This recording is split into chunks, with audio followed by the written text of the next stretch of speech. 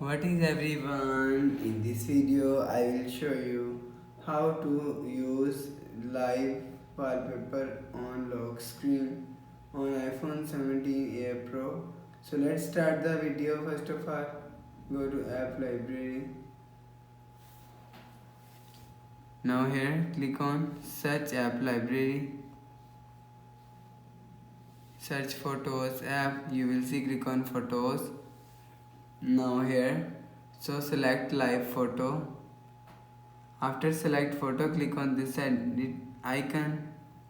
You will see second option is use as wallpaper. So after the process, click on add. You will see click on set as wallpaper pair. So after the process, just click and hold on screen and click on edit and click on customize. Again click on edit wallpaper. So click on unblur. You will see and click on done.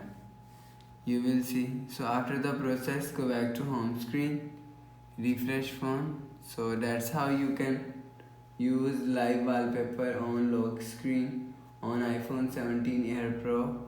So if you like the video, please subscribe. Thanks for watching.